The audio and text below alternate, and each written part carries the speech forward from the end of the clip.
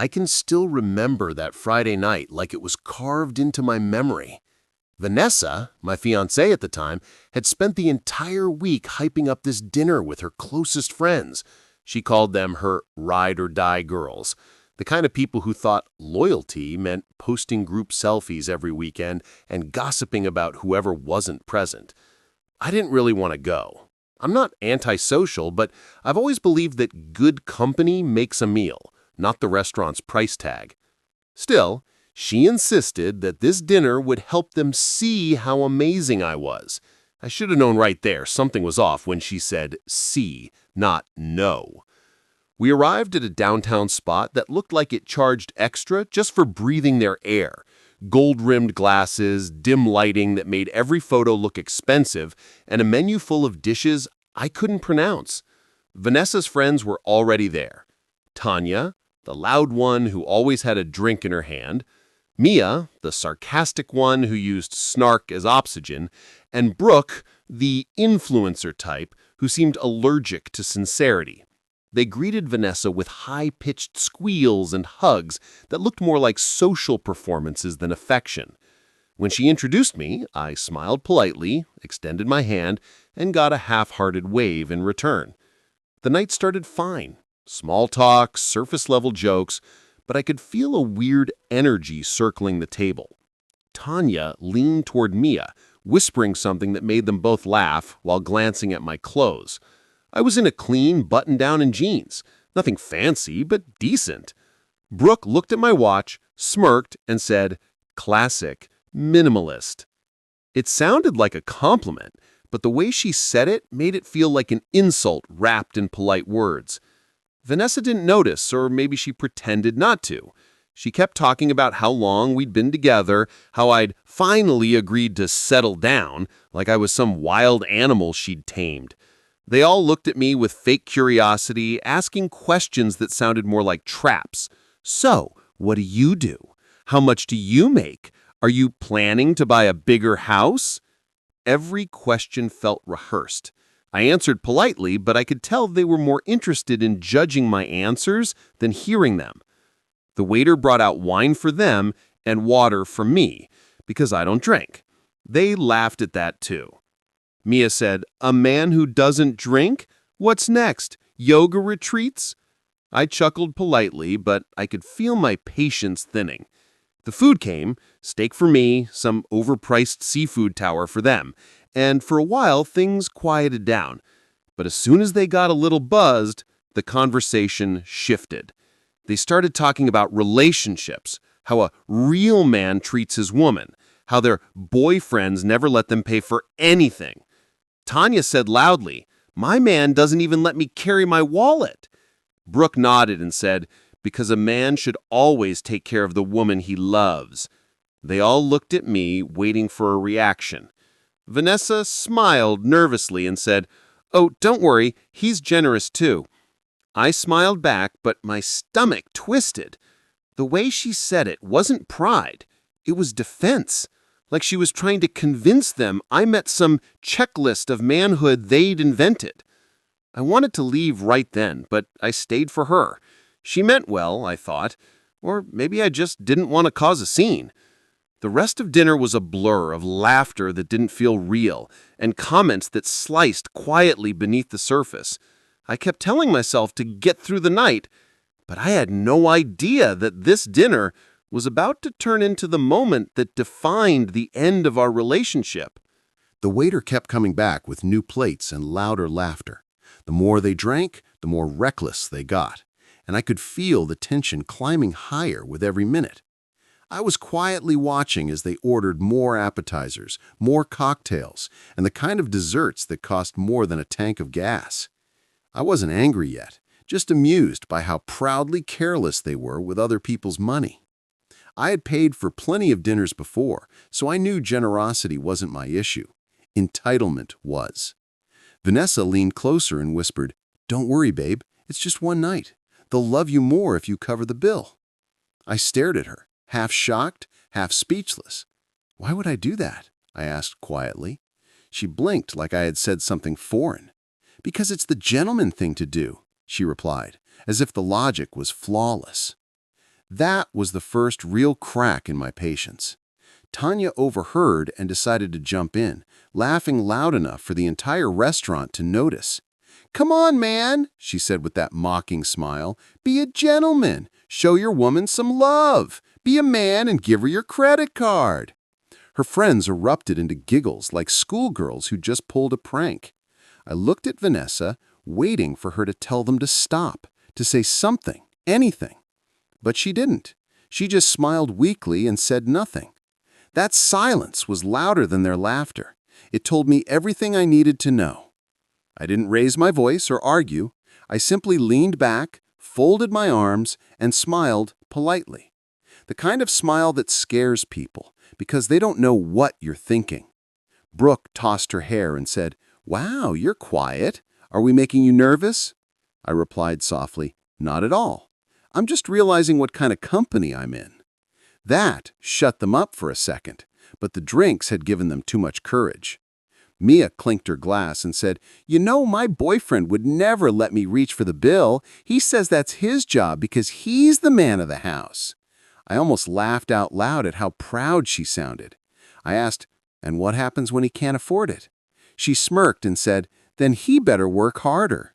I nodded slowly, as if her words didn't just confirm how shallow this entire table was.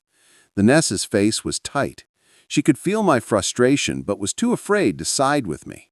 Her loyalty in that moment wasn't to me, it was to their approval. When the waiter returned with the check folder, he placed it neatly in the center of the table, everyone staring at it like it was a live bomb. Tanya pushed it toward me with her manicured nail and said, "You got this, right?" The confidence in her tone was unbelievable. I picked up the folder, opened it, and glanced at the total, $483. I let out a small breath, not in surprise, but in confirmation. My instincts had been right from the start. I set the bill down, looked around the table, and said, calmly, "So we're splitting this evenly, yeah?" For a few seconds, they thought I was joking. Tanya burst into laughter and said, "You're serious?" She looked at Vanessa for backup. Brooke shook her head and muttered, "Cheap energy." Mia rolled her eyes so hard I thought they'd get stuck. Vanessa whispered urgently, "Babe, please don't embarrass me." That line hit me like a cold slap. I smiled again, not fake this time, just tired. "You're embarrassed because I won't pay for people who disrespected me all night?" She opened her mouth, but nothing came out. I signaled the waiter and said clear enough for all of them to hear, "Separate checks, please." The air around that table went heavy. Tanya stared at me in disbelief. Brooke muttered something under her breath about losers, and Mia sat back with a scoff. Vanessa's face was tight. She could feel my frustration, but was too afraid to side with me. Her loyalty in that moment wasn't to me, it was to their approval. As all the women whispered about me like I wasn't there, I leaned back and thought, let them talk. The bill wasn't the only thing I was done paying for tonight. The waiter walked back toward our table, holding the stack of small black folders, and I knew this was my moment to end the show. I took mine without hesitation and glanced at the total. $483, exactly what I had guessed. Vanessa's friends leaned in like vultures circling their meal, waiting for me to grab the entire thing and play the role they had written for me in their heads. I looked at Vanessa first. She didn't speak, but the pressure in her eyes screamed louder than words.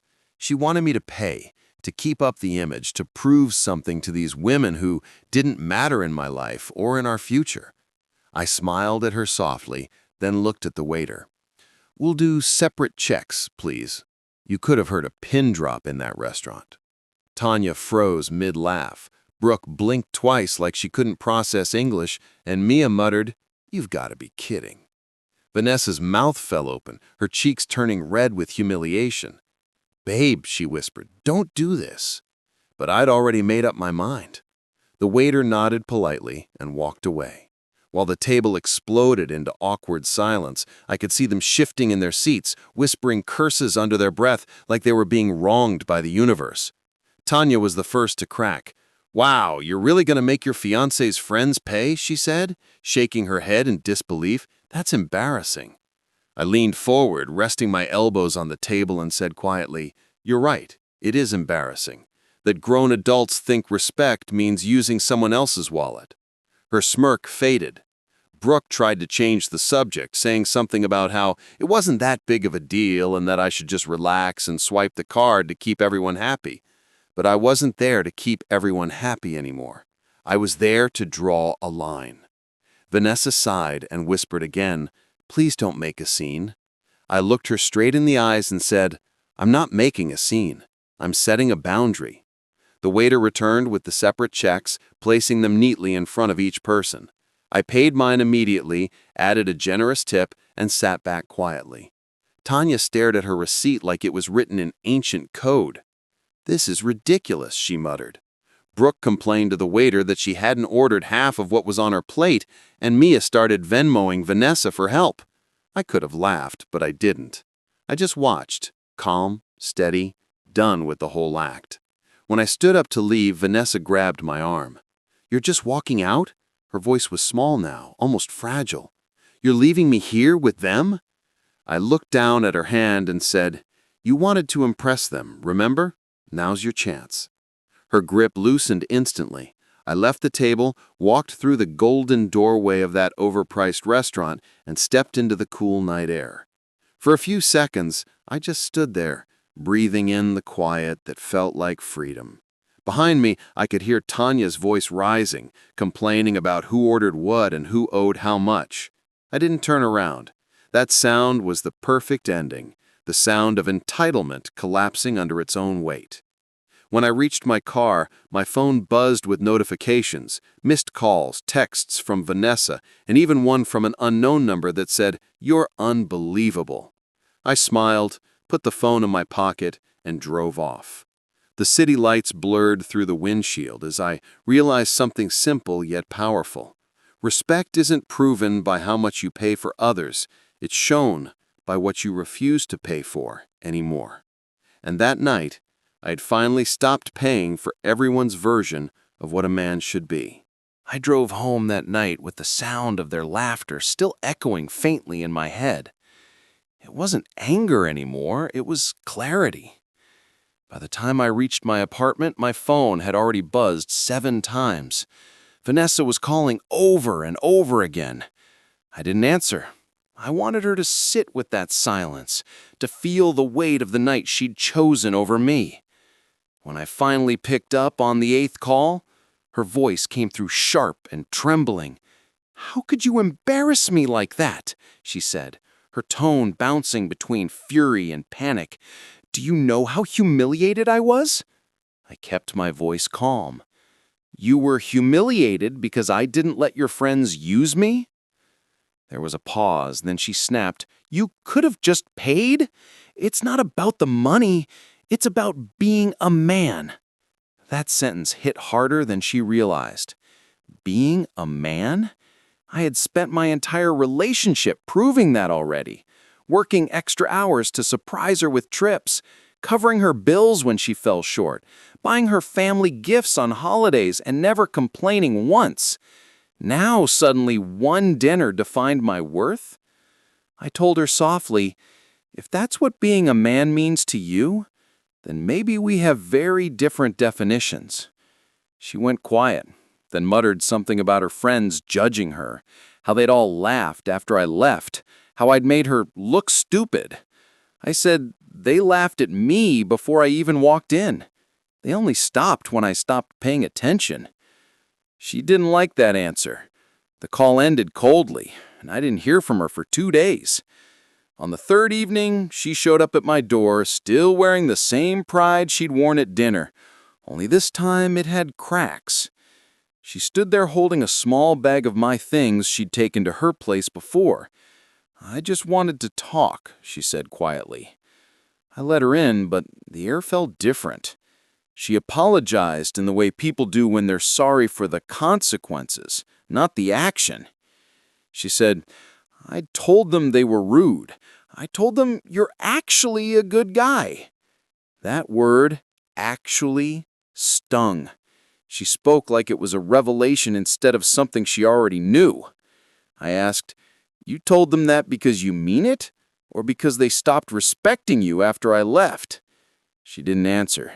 Instead, she looked around the apartment like she wanted to find a version of me that would still care enough to argue. But I was tired of arguing. I told her, "You wanted a man who would never say no. Now you've got one less person to say yes." Her eyes filled with tears, not the kind that came from love, but from losing control. She whispered, "So that's it?" I said, "That's it." She left without slamming the door, without turning back. Just a quiet exit that said more than words ever could. That night I sat alone in the dark with nothing but my thoughts, and the faint smell of her perfume still hanging in the air. It should have felt lonely, but it didn't. It felt clean, like I'd just washed off a layer of someone else's expectations. For the first time in a long time, I didn't feel small for standing my ground. I realized something simple. If a woman only respects the version of a man who bends, then she doesn't respect a man at all. She respects the control. And I wasn't going to live under that anymore. Weeks passed, and life began to feel strangely peaceful without Vanessa around. I thought I'd be heartbroken, but instead I felt lighter, like I'd finally stopped carrying something that was never mine to hold. She still texted occasionally, little check-ins, half-hearted apologies, memories she tried to revive, but I didn't reply. Meanwhile, my days grew fuller in the best way. I threw myself into work, spent evenings with friends who didn't measure respect by receipts, and slowly started remembering who I was before her influence crept in. Then one evening, while scrolling through social media, I stumbled upon a photo that made me laugh. It was Vanessa and her friends again, sitting in the same restaurant, posing with cocktails and fake smiles. The caption read, "When your man knows how to treat a woman." I chuckled and scrolled past because I already knew what that meant. She'd found someone new. Some guy eager to prove his worth through his wallet. And maybe that's exactly what she wanted. I wasn't bitter anymore. I just felt relieved that I didn't have to keep auditioning for love. A few weeks later, she showed up at my place again, unannounced. She was dressed nicely, smelling of the same expensive perfume I used to buy her. Her eyes were soft this time, almost hesitant. She said, "I've been thinking about that night." I nodded, letting her speak. She continued, "You were right. My friends crossed a line, and I shouldn't have let them talk to you that way." I wanted to believe her, but something about the timing felt rehearsed, like she wasn't sorry for the behavior, just for the outcome. I asked, "So what changed?" She sighed and said, "I told them off, and I told them you were a good man." There it was again, that word, as if goodness was an optional feature I'd recently acquired. I smiled faintly and said, "Vanessa, you're not here because you miss me. You're here because your image took a hit when I stopped playing along." She flinched like I'd read her mind. I went on, "You don't love me. You love how I made you look in front of others. When that disappeared, you realized love wasn't the same thing as a kenshin." She sat there quietly, tears gathering but never falling. "I do love you," she whispered. I shook my head. "No, you love control, and when I stopped giving it, you mistook it for distance." For a while, neither of us spoke. The room was filled with the kind of silence that only happens when two people know it's over, but neither wants to say it out loud. I reached into a drawer and pulled out the small velvet box that used to hold the engagement ring. I handed it to her and said, "You should keep this reminder of what respect looks like when it leaves the table." She looked down at it, then back at me, eyes wide with disbelief. "Are you really ending it?" she asked. I said, "I ended it the night I asked for separate checks." She stood up, holding the box tightly, and walked toward the door. She didn't cry, not even once. Maybe she couldn't, because deep down, she knew I was right. After she left, I sat there for a long time, staring at the door, waiting for sadness to hit me. But it never came. All I felt was a calm sense of freedom, like I'd escaped a slow-moving trap. I finally understood that love without respect is just dependence dressed as devotion, and I was done mistaking one for the other. That night, I promised myself something simple. Never again would I explain my worth to someone who measures love in credit limits. Months passed quietly after that chapter closed, and for the first time in years, I wasn't walking on eggshells around someone else's pride. I built new routines that were simple but honest. Morning runs instead of arguments over text, coffee with friends instead of dinners I couldn't enjoy, and evenings spent working on myself instead of fixing someone else's moods. Peace felt unfamiliar at first, but soon it became addictive. One afternoon, I ran into Mia at a coffee shop of all places. She was alone, staring at her phone like she'd lost the confidence that used to drip from her voice. She noticed me, hesitated, then gave an awkward smile. "Hey, stranger," she said, trying too hard to sound casual. "Haven't seen you around." I nodded politely and asked, "How's Vanessa?"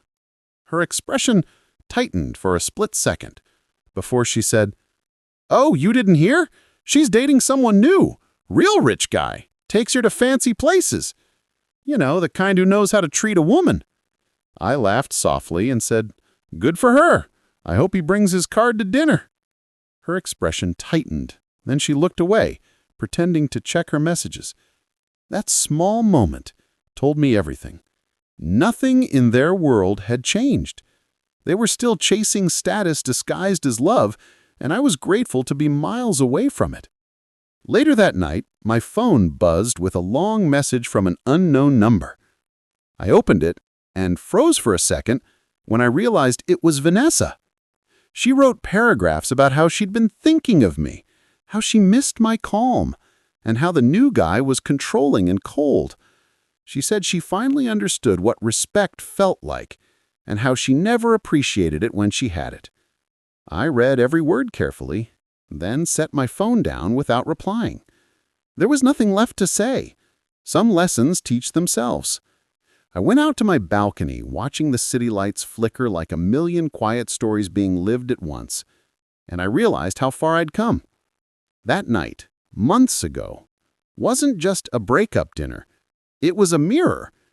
It showed me how easily people confuse generosity with weakness and boundaries with ego. Being a man never meant paying to be liked. It meant standing firm when everyone else tries to shake your ground. I learned that you can't buy love or loyalty with a platinum card, but you can earn peace by knowing when to walk away. Since then, I've stopped explaining myself to anyone who doesn't value silence as much as I do. I've stopped proving that I'm enough for people who define worth by price tags. I've learned that dignity isn't loud. It's quiet, steady, and unshakable.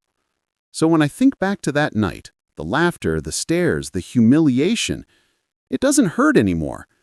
It feels like the moment I finally became myself. Being a man wasn't about giving her my credit card. It was about keeping my self-respect. And in the end, that was the only thing worth paying for.